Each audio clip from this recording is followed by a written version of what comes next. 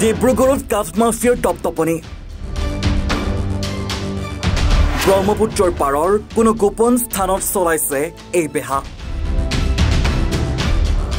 চকুমুদে কলিৰ ভাও ডিব্ৰুগড় বন বিভাগৰ কেইমাহমান পূৰ্বে পৰিৱেশ সংৰক্ষণ কৰিবলৈ মুখ্যমন্ত্ৰী ডক্টৰ হিমন্ত বিশ্ব শৰ্মাৰ আহ্বান মৰ্মে অসমৰ বিভিন্ন জিলাত বিশেষ তৎপৰতাৰে ৰূপায়ণ কৰা হৈছিল অমৃত বৃক্ষৰোপণ কাৰ্যসূচী কিন্তু তাৰ বিপৰীত এখন ছবি দেখুৱাম আপোনালোকক আজি চহৰৰ কাষৰীয়া অঞ্চল মাইলজান মথলা অঞ্চলৰ এই দৃশ্য চাওক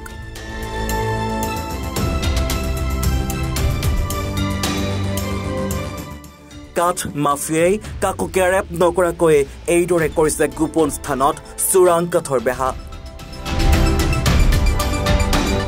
ডিব্ৰুগড় মাইলজানত লাখ লাখ টকাৰ কুণ্ডা পৰি আছে এনেদৰে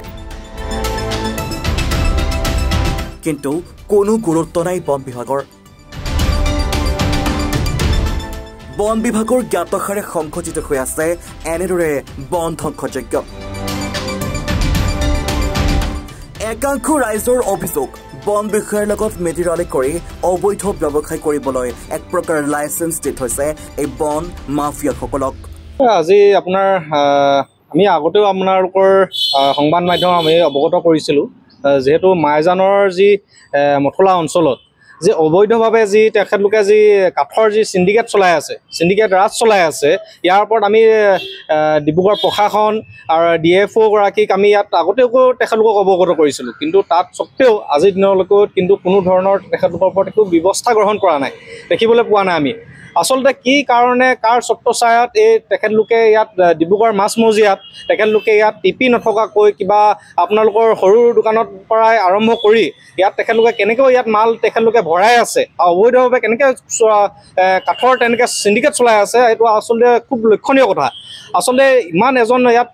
সুপাৰ এছপি থকাৰ পিছত ডিব্ৰুগড় আয়ুক্ত থকাৰ পিছত ইয়াত কেনেকৈ ধৰণৰ ইয়াত আসলতে কামবোৰ চলি আছে এইটো কোনো ৰহস্যজনক কথা আসলতে আমি ডিএফঅ গৰাকীক আমি হকিয়াই দিব বিচাৰিছোঁ তেখেতৰ ছত্ৰছায়াত এইখিনি কাম হৈ আছে বুলি আমি ভাবোঁ আৰু তেখেতৰ ছত্ৰছায়াতে আজি ডিব্ৰুগড়ৰ আপোনাৰ জোকাই অঞ্চলৰ পৰা যি কাঠৰ সৰবৰাহ চলি আছে সেই সৰবৰাহখিনি আৰু টিংখঙৰ পৰা যি সৰবৰাহ চলি আছে কাঠৰ সিন্ডিকেট এই গোটেইখিনি কাম আচলতে ডিএফঅৰ জনৰ ছত্ৰছায়াত চলি আছে বুলি আমি কিন্তু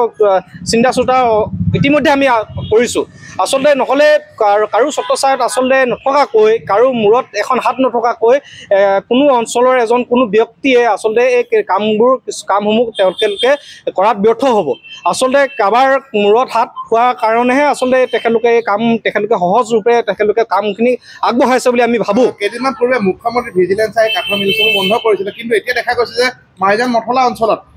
কোটি লাখ লাখ টকাৰ কাঠ পৰি আছে বা কুণ্ডা পৰি আছে কিন্তু ফৰেষ্ট বিভাগ বা বনে অৱগত নহয় নে কি ভাবে আপুনি হয় বন বিভাগক তেখেতলোকে বন বিভাগে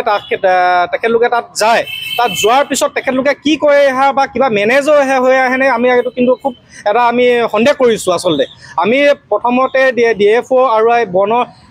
আপোনাৰ ডিএফঅ অঞ্চল আৰু ফৰেষ্ট ডিপাৰ্টমেণ্টক আমি এটা কথা তেখেতলোকক আজিৰ দিনত আপোনালোকৰ সংবাদ মাধ্যমৰ আগৰ পৰাই তেখেতলোকক অৱগত কৰিব বিচাৰিছোঁ যে অহা কাইলৈৰ ভিতৰত বা 24 ঘণ্টাৰ ভিতৰত যদি তেখেতলোকে মাইজানৰ অঞ্চলত গৈ কেনে যদি তেখেতলোকে কাঠখিনি যদি তেখেতলোকে চিজ নকৰে বা সেই যিসমূহ তাত কুণ্ডা পৰি আছে কুণ্ডাসমূহক যদি চিজ নকৰে অনাগত সময়ত কিন্তু ছাত্ৰ সন্থাৰ তেখেতলোকে কিন্তু যিসমূহ আমাৰ কাৰ্যসূচী সেই কাৰ্যসূচী কিন্তু আমি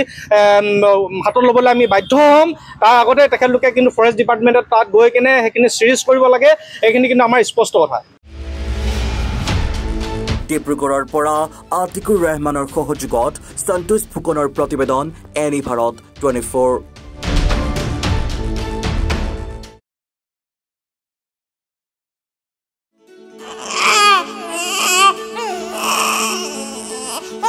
অভিনন্দন আপোনাৰ এজনী ছোৱালী জন্ম হৈছে